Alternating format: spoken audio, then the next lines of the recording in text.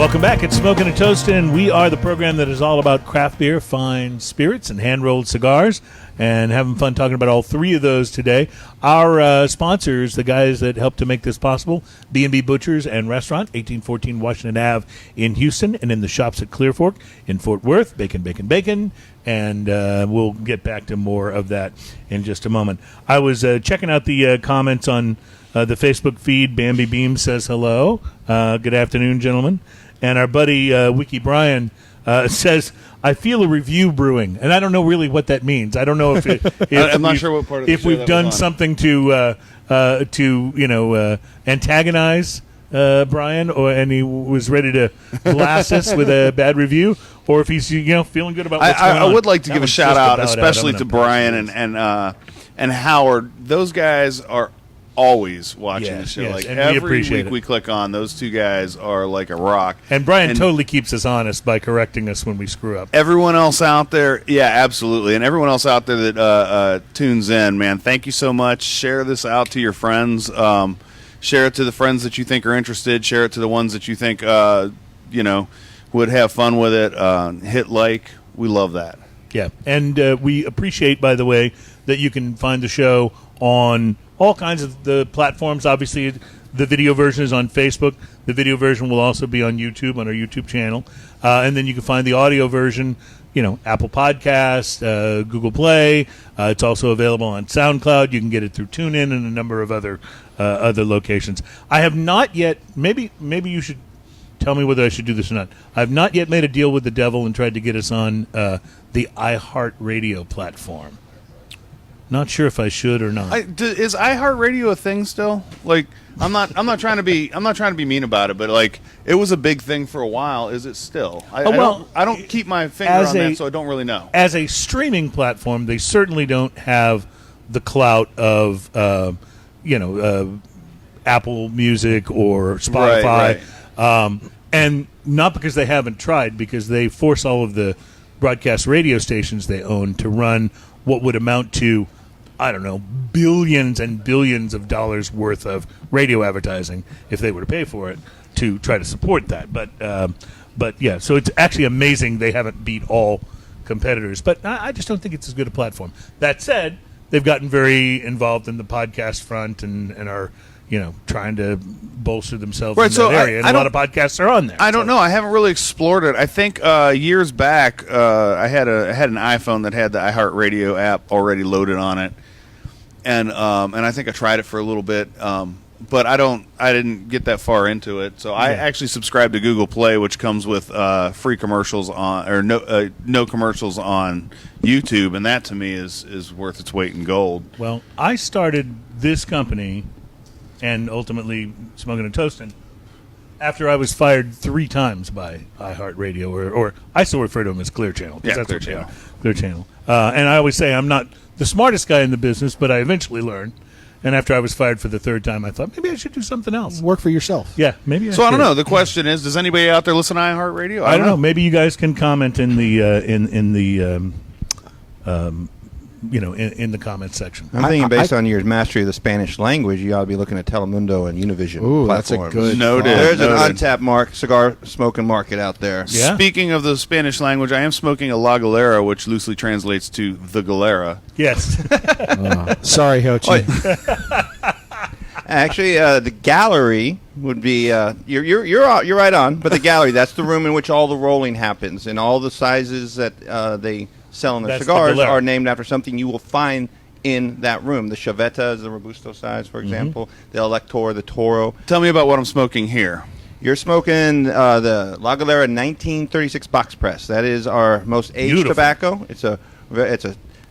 The tobacco's aged longer, and after it's rolled, we season it longer to let the tobaccos marry, the oils, the blend, so you get a smoother kind of body on the cigar. But out of the 4 different blends, that's probably the strongest. So this is vastly different from the cigar I just smoked. However, it's different in interesting ways. It's the smoke is big and full right off the bat on this. The initial light on this, which I'm still in, the initial light on this is incredibly smooth. Yeah, it's like just there's very- no harshness to the initial light on this. A lot of cigars, even great cigars, will start off with a big peppery note or something that's a little on the harsher side compared to what the rest of the cigar is going to be.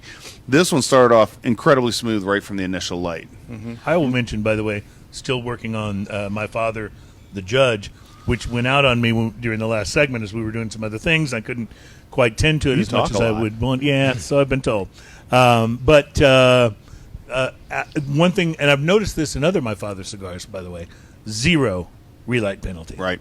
Really relights nicely and does. Well, you mentioned that H2K just earlier, and I actually was smoking one of those last night, and I got distracted, and I set it down. And I spoke outside, so I set it down, went inside, and I came back to it about an hour later, and I went, meh, and relight it. No problem. Enjoyed the rest of the cigar. Because I set it down at about the halfway point, and it's one of the box press, what do you call the size? It's a Toro. the long one, the Churchill's-ish size, but box press. So maybe Well, it's it would be the Toro. That Okay, it's a Toro. particular cigar comes in either Chrono or Toro. Gotcha. only. Okay, and it's a great cigar. I bought me and a buddy of mine split a box of those, and those have been great. Yeah, those are fantastic cigars. A lighter cigar for a Double Pink Yeah. cigar. Smoother. You got a little touch of sweetness in it. It's a wonderful blend. And the H2KCT name is actually just a code. That is, a lot of people think it's a Connecticut wrapper, but it's actually Habano 2000 wrapper, H2K. Okay. And the CT refers to where it's grown. Double Ping went to experiment with tobacco in Connecticut, and that wrapper leaf on that cigar is the result of it. So that's an American-grown wrapper leaf. Okay, so it's I assumed it was a Connecticut too, because it is on a lighter side, but it's Yeah. a delicious cigar. It's a Habano 2000, Fantastic. but grown in Connecticut. Nice. I will mention that Wiki Brian did clarify the review he was contemplating. He says, we mentioned and have on those who no one cares about. No offense, Alan. Yeah, it is what it is. So that would be his reason for. Are you sure he's not talking about me? Yeah, well, Oh, no. It's a running joke. He's talking about yes. me. Well, we had. I've only read. I have no idea how many reviews have been written about the show. I've only read 1/3 of one because that was all I could do without having to press the thing and see more. And I decided I'd read enough. But in that, the guy was rather critical of the show. He said that we had those two guys on, or we kept talking about who'd been on more, Alan or Chris. Those two guys, he said, who nobody cares about, and so that's sort of become the familiar refrain whenever The we have running gag, as one it of our were. guys on. If you would like to have Chris and I on, I'm sure Ian and Cruz can start a Patreon account, and we get you a bunch of Patreons to bring me and Chris on more regularly. sure, Yeah, that'll work. I would love for That'll someone work. to pay me to get you guys on. that would be awesome. That'd be awesome. So 30 beers that changed America. The list is on Thrillist, which they have some pretty interesting stuff on there from time to time. And they give us this note at the beginning of the list that they've opted to include only beers that are currently brewed. With respect to some that have come and gone, they wanted you to be able to to be able to find able to these go beers find them and try if you them. so desire. And Ian, you were right on the money. The first one on the list is Yuengling Lager. Nice. First brewed in 1829. The oldest operating brewery in America, is my understanding. And one of the hardest to spell. They survived the Civil War and Prohibition, and 5 generations later, it is still in the family. And I will tell you, from having lived in the Philadelphia area, what Yuengling is just...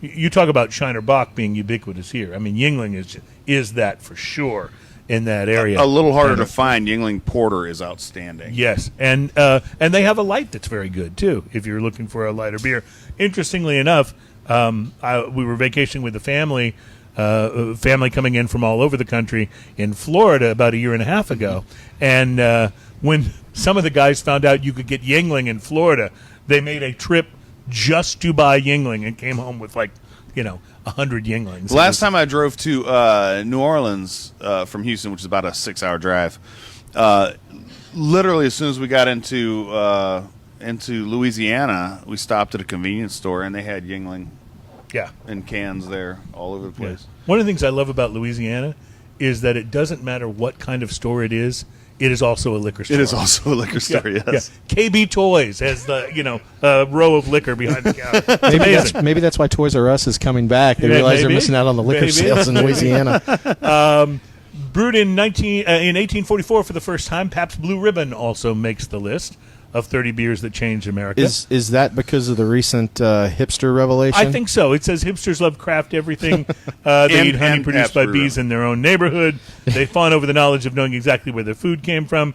And for a while, champions of craft beer, it says, but craft beer is expensive, and it's hard to make a living working part-time at a record store that only sells original 7-inchers. And so they turn to PBR, a beer whose low price point and high irony level fits the mentality perfectly. And I will say, here in Texas, our own sort of Texas state version of that would be Lone Star. Yes, Yeah. and Yeah. I've been known to hit back a few Lone Stars. Yeah.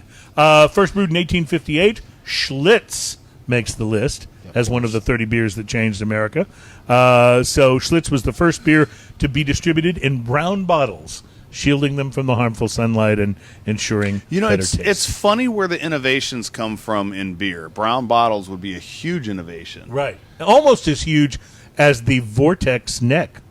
Remember how that changed. Or the Blue Mountain that lets you know when it's cold. Yes, I'm wondering if we'll find I this. figured something out about the cold activated can. That is what we call an early warning system. If those mountains start getting a little less blue, you better hurry up and drink it because it's not going to taste good. Iron City beer makes the list. Mm-hmm. This is a one that changed the physiques of generations of Pennsylvanians. I see light everywhere. Yeah, absolutely. Coors is next on the list. First brewed in 1873. Wasn't the first beer to use the aluminum can, but it was a Hawaiian beer, Primo, that beat them to that punch a year earlier in 1958. But Coors did pioneer the idea of seamless recyclable cans and instituted the Cash for Cans program. And of course, That's pretty big. they were the first, and to my knowledge, only to have So the they were the mountains ones turn blue. responsible for all those pop tops that cut our feet. That's Yes, the one. That's them. That's them. I Remember those? I feel like a lot of our audience probably won't remember those. I'm guessing you're probably right. Showing my age here. Budweiser makes the list, first brewed in 1876. It could be argued, they say, that no other American beer has had an impact greater than Budweiser's. It's basically, and this is as good a description as I think I've ever read, the Ford Motor Company of beer. Yes. Yeah, Well, I can go. makes sense.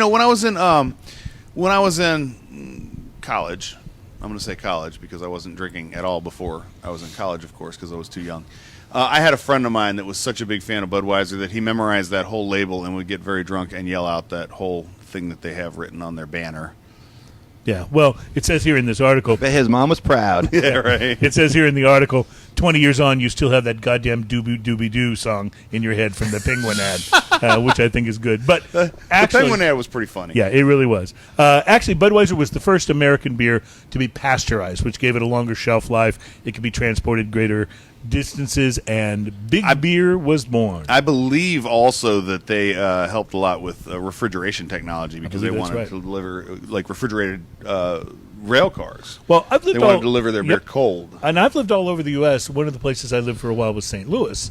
And I found out that Budweiser located in St. Louis because the people who brewed Falstaff had come, they were German immigrants to the U.S., had come to the St. Louis area first and discovered that some of the natural caves that existed below the surface of the ground in that area were perfect for keeping beer cold. This is before the widespread use of refrigeration.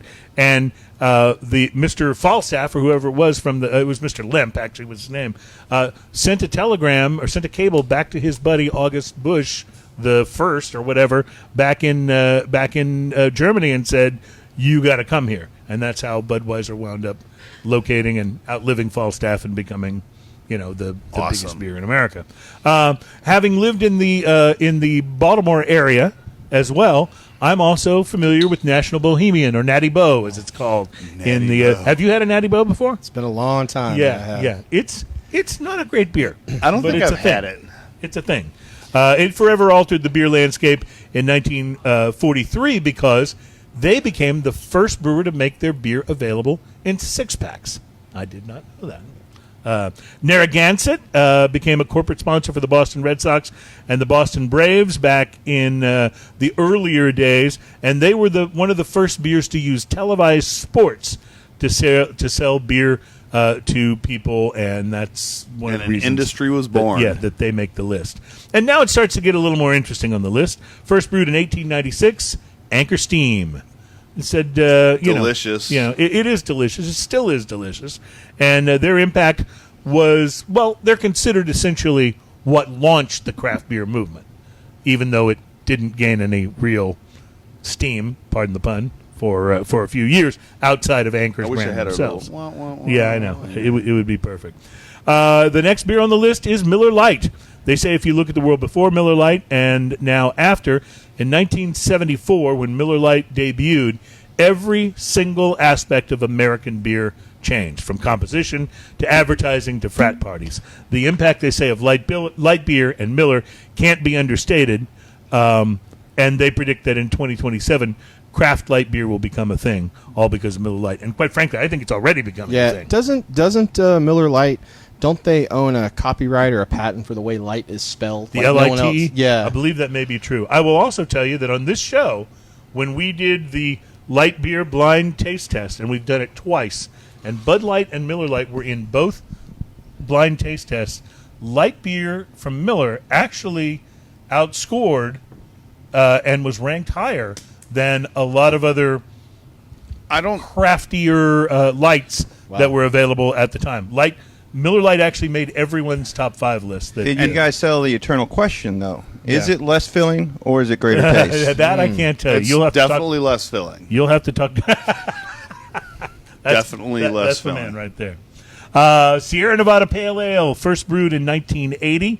They didn't realize they were about to spawn a whole new style of beer, but when they set out to do a hop-heavy pale ale, blasting it with an unheard-of, at that time, amount of Cascade hops, the American fascination with heavily hopped beers began. And I will tell you, there's still nothing at all wrong with a good, cold Sierra Nevada Sierra Nevada is Pale Ale. good beer. It's very good. Samuel Adams Boston Lager, not surprisingly, makes the list. It says here, chances are you think Sam Adams is run by the Illuminati. It says, fact is, Jim Cook and Company just came out thumping their chest like they were the biggest brewery in the world, and that led to the path for the likes of Lagunitas, Sierra Nevada, and every other big-name craft brewery. Well, they had such a great same. ad campaign, too, with his, I'm not a golden-throated pitch guy. Right. Blah, blah, blah. I mean, they were great, and the beer is solid. Back in my broadcast radio days, had Jim Cook on my show several times. One of the greatest guests. All he has to do is just start talking, and it's interesting. Right. Even if you don't like beer. They put he's out that guy. I don't think they do it anymore, but for a while they put out a beer that was a Noble Pils that was absolutely outstanding too. It was such a sometimes they just put out those little jewels. And their New England IPA is really, really good. Yeah. Really, really good. Widmer Hefeweizen, first brewed in 1986, makes the list. They call Kurt and Bobby Widmer the two OGs of the Portland, Oregon craft scene. They were getting bigger, and they needed to create a third beer to go along with their Weizen beer and their alt beer, and they only had 2 fermenters, so they just decided not to filter the Weizen beer and serve it cloudy, and just like that, American-style Hefeweizen was born. And Widmer became one of the biggest craft breweries in the country because of it. And if we didn't have that, we wouldn't have Live Oak Hefeweizen, which is amazing. Which would be, and that's a Dallas area beer, isn't it? Live Oak? Yes. I believe that is. Yep. I live on Live Oak. Okay. I live on Live Oak. There you go. Perfect. First brewed in 1988, Brooklyn Lager makes the list. 88 was a banner year, they say, for the then young craft brewery movement, with dozens of influential microbrews. It says, as they're still referred to by your dad, coming into being for the first time. Most of them led to lesser-known styles, but Brooklyn Lager was a real standout from that particular time. First brewed in 1988. Along with that, Deschutes Black Butte Porter, which we have had on the show here. That is a really, really nothing fine wrong beer. with that. Yeah. They kind of went the opposite path of the Brooklyn brewery, which went with the lighter lager, and they, these days it may sound safe to launch a brewery with a porter front and center, but back in 1988, that Nobody was doing that. Wasn't quite so well known. You find a porter in 1998 almost. Yes, right. Good luck. Yeah. In 1992, Goose Island Bourbon County Stout was brewed for the first time. So despite the fact that this brewery's been acquired and is owned by Anheuser-Busch, and some of their beers are made in New Jersey and St. Louis and other places, the Bourbon County Stout remains, I think, a beer icon. Bourbon County Stout was, correct me if I'm wrong, but the first stout aged in bourbon barrels, and Yes, I believe that's that correct. changed the industry in ways like Yeah. that's a standard today. Everyone takes their stout and does bourbon barrels with them. And it says here in this list that despite the many imitators that have followed, that Goose Island Bourbon County Stout remains one of the finest examples of the form anywhere. There's no way to argue with that. AB It is InBev so fantastic. acquisition notwithstanding. Yeah. So, yep. Which also explains, they say, why Chicagoans who otherwise disdain Black Friday will cut out of Thanksgiving early to wait in sub-freezing weather for the annual release of the Bourbon County Stout. Blue Moon Belgian White makes the list, and I think that it should. It was first brewed on site at Coors Field. Blue Moon represents many things. For one, it was the moment that big beer blinked. They went craft or crafty for the first time. And for others, it represented, they say, a glimpse into the notion that beer could be different and that there was a whole world of beer in between just light and not Well, light. I think that's been an important gateway beer, I think so you're right. to speak, for a lot of people to go, oh, I can actually like something craftier, something that doesn't just taste like your macro brew. Well, you that's know? right. And it's relatively easy to find, and it's tasty. So, but you're right. I know a lot of people who don't really get into experimenting with craft beers, but they will order and enjoy a Blue Moon if it's available. That is my girlfriend's favorite beer. Yeah, absolutely. And my wife likes that beer, too. It's like you find that that's, as you said, Ian, a gateway beer. As my friend Dave likes to say, he enjoys Blue Moon because he really likes beer with produce in it. I want to know Eat your who vegetables, was, your fruits. Who was the first person to decide, let's put a slice of orange on the I glass? don't know. There's a story behind that. That's off to them. They advertise that. It's an There's advertisement, a isn't story behind that. One of the guys that was, I can't remember where I read the story, but one of the guys that was introducing it to bars, I guess he didn't have lemons or anything like that. They had orange, so he put an orange in and decided it was amazing. And I think that's I've what he heard that sold story. it. Yeah, I think It was may that be was true. actually an on-the-spot innovation by one of the representatives, and brilliant because that's the way it's expected to be sold. Now, Yeah. I will tell you this: I'm not one that harms limes or salt in the consuming of any beers. I just don't find that to be or tequila for that matter. or tequila, yeah. But I was at a bar a couple weeks ago. Me and my wife went up to Poison Girl, which is one of the premier whiskey bars here in Houston now. And kind of a hipster spot. A bit of a hipster spot, but man, it turns out I actually knew the bartender up there. I forgot he had been working there. He used to work at Rudyard's years ago, which is a bar that I have played at and been regular at for years. But this lady comes up to the bar next to me, and she orders 2 Coronas. And he goes, "We don't have Corona." And she ordered something else. We don't have that. And she goes, "Well, what do you have?" And he points to the board, and she goes, "Okay, I'll take 2 Lone Stars." So he goes and gets 2 Lone Stars, comes back over, sets them down. And this is hilarious because she turns around and hands the guy she's with one of the Lone Stars. And then she looks over at the bartender and goes like this with her beer. She goes, and he looks at her with this blank look. He goes, "What?" She wanted it dressed. And she goes, "Can I get salt and a lime?" And the look on his face, like he was looking at her like, "I don't understand this request." So he walks over and he salts it and limes it and hands it back to her, and he's like, "Good luck with that." I will admit, I will float a lime That in a was Tecate. hilarious. I will float a lime but in that's a in Mexican Tecate. style lager, not a Lone Right. Star. Well, yeah, I wouldn't do it in a Lone Star. Definitely not. It's like putting ketchup on gyros or something. I don't know. It's like, I don't know. You could start a trend that way. actually. Right? First brewed in 1995, Lagunitas IPA makes the list.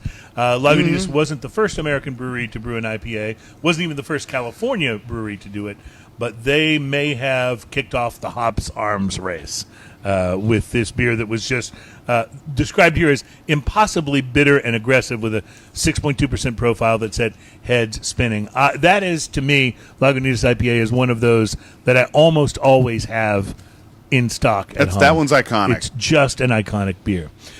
Victory Brewing out of Pennsylvania makes the list, but they do it interestingly enough with their Prima Pilsner, which I think is interesting. I've had a number of Victory beers I don't think I've ever had that living in the Philadelphia area, and this one didn't. I'm sure I've had it. It didn't really stick in my mind, but they say that Pilsners are deceptively simple in their ingredients, but insanely difficult to master in execution. So that's why there wasn't a lot of American Pilsners being made. It was basically left to the Czechs and the Germans, and they were in the import section.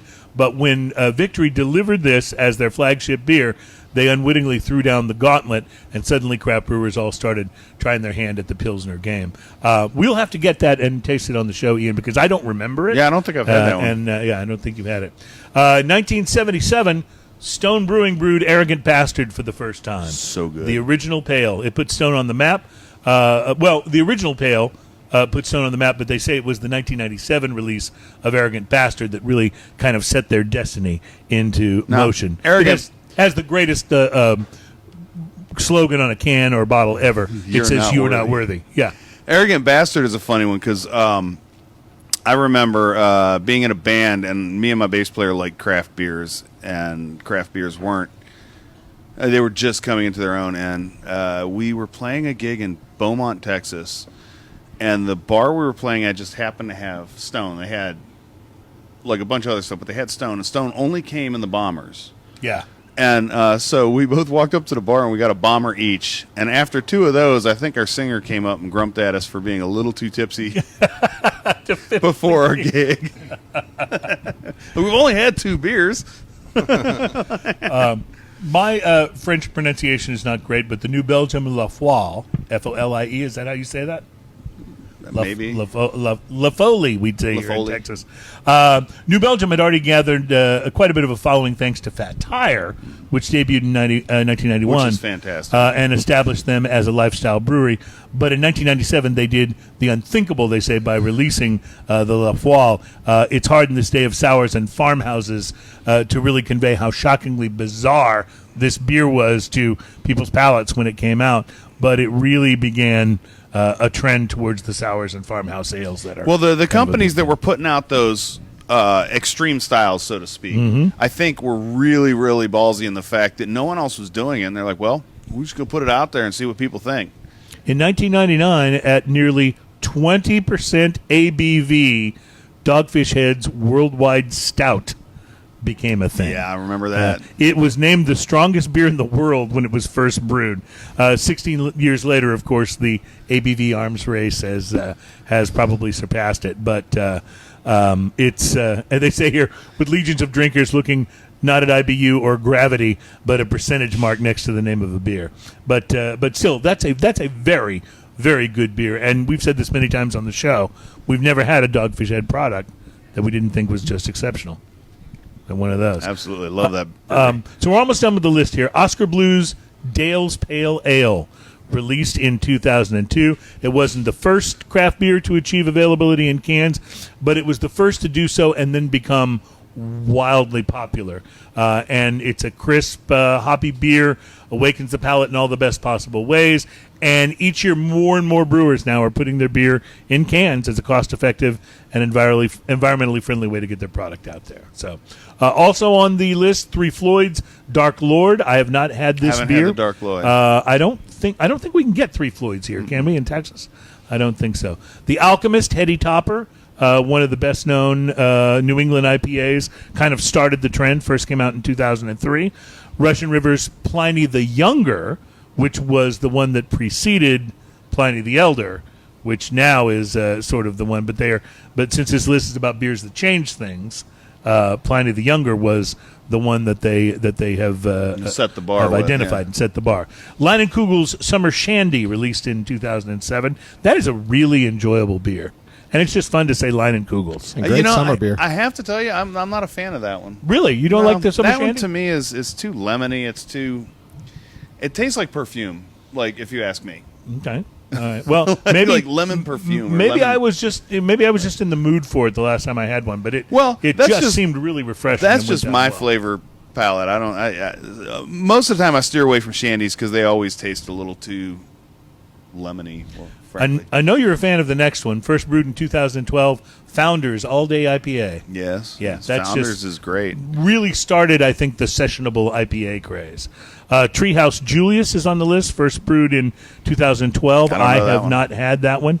Athletic Brewing Company's Run Wild IPA is the final one on the list, and they mentioned here because the alcohol content is low and the calories are low. It's the first sort of beer that makes a nod to, it's a slightly healthier the form sessionable, lower calorie. Yeah, absolutely. So I know that's a long list, but I thought it was really interesting. I'm shocked the Shiner Bock's not on that list because Well, it sure I am changed too. my life. It I had am a too. profound effect on me. I think probably because it wasn't widely available outside of Texas initially, although now you can find Yeah, you Shiner can Bock get it. just about anywhere. Isn't Bock a style of beer? it is. Yes. And did you although- know of any Bocks before Shiner Bock came out? The interesting thing is Shiner Bock is actually technically not a Bock. It's technically a brown lager. Is that correct? I'm Is not it a sure lager? what the actual Or a brown? designation is. But Yeah. But it is actually, because we talked about this. Shiner when- Bock is one of those beers that was a seasonal for them. Mm-hmm. So Bock just means basically stronger beer, and I think that's what they were going for. Stronger was beer, but stronger flavor. Okay. Bigger flavor. Right. Not necessarily ABV, but bigger flavor, and it was one of their seasonals for a lot of years, and it became so popular that it actually beat out their core line. And Right, their because core the line, regular Shiner beer was designed to be their core right. beer. So they re-released their regular Shiner beer years later as Shiner Blonde, and now it's just Shiner. I can't remember which one it's called, but Premium. Shiner Classic, I think. Premium. Premium. I think it's Premium, but that's why you don't see Shiner Blonde anymore because that was, I think, their original thing, and then they changed the label to Shiner Premium, if I'm not mistaken. And that's still a pretty good beer, too. yeah, there's nothing It really wrong with is. that. No, It really is. So I Shiner would Premium. have had Shiner on the list. I agree. Just I out of- also would have had. I'm sorry. But I think- would have had the IPA from Harpoon on there as well. So just out of curiosity, what was the title of that article? 30 beers that changed America. Okay.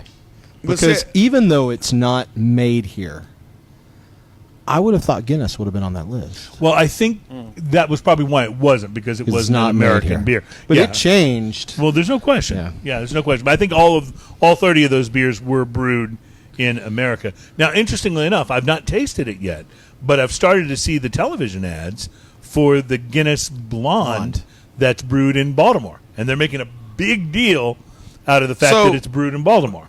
Go ahead. Do you have something? No. Oh, so a couple years ago, Guinness started making an American-style lager, which Yes. is the blonde, and a few other beers. And I've tasted most of the other beers I've had, and they're good. They're good, solid beers. There's nothing wrong with that. And kudos to Guinness for saying, you know what, we're going to keep up with that craft industry, even though they're one of the oldest beers in existence.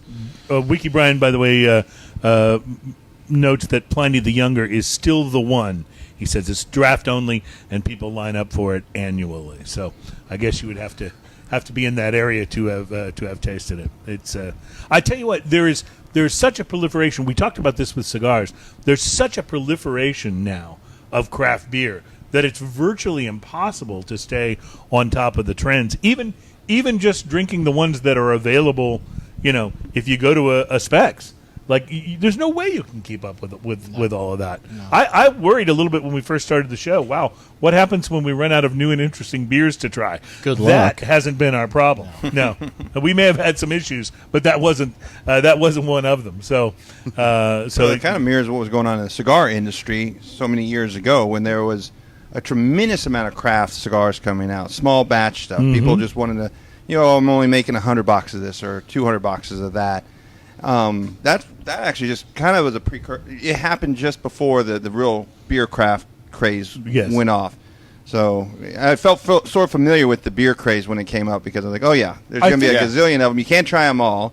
I think we'll see less of that because the new regulations, unless premium cigars are exempted from that, which is still a possibility. We're hoping. But unless premium cigars are exempted from that, I think it makes it really hard for new small batch craft blend cigar. Certainly it makes it hard on any of the smaller cigar companies.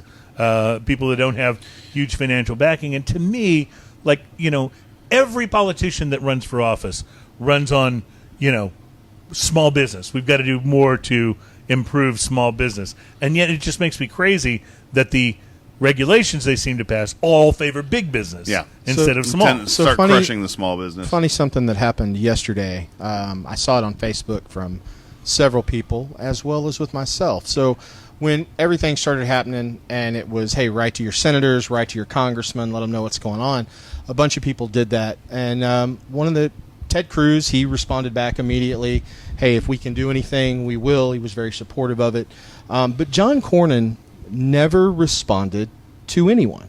And people wrote some of these letters 2.5 years ago. Well, yesterday, John Cornyn's either office or whatever responded to a number of people. Now, I don't know if he responded to everybody all at once, but John Cornyn's take on it was, nope, the FDA is doing it. They're in charge of it. If it ever comes to the Senate, I'll consider your opinion. But he wanted nothing to do with... Guess who I won't ever be voting for, you know? Guess who's coming up for re-election? Yeah. Bad timing there, brother. Well, I will say, and again, not to wade into politics, but you've got to respect what Marco Rubio has Absolutely. done to kind of put forth the idea that he's gone so far as to say that Congress has to save the American cigar industry. Yeah, which is something I couldn't agree with more. All right, I think most of us may have already taken a sip of the rum. Ian, I think I started at about beer number 5 when you were going through the list. So talk to me about your feelings about the New Grove Mauritius Island 8-year-old tradition rum. I'm for it. I can always count on you for the big expansive reviews. Yeah, the in-depth review. Yeah. I had a feeling you would good. like this because it has a bit of a bite to it. It's what I would call a whiskey drinker's rum. It does have a little bit of bite. It lets you know that you're drinking something here.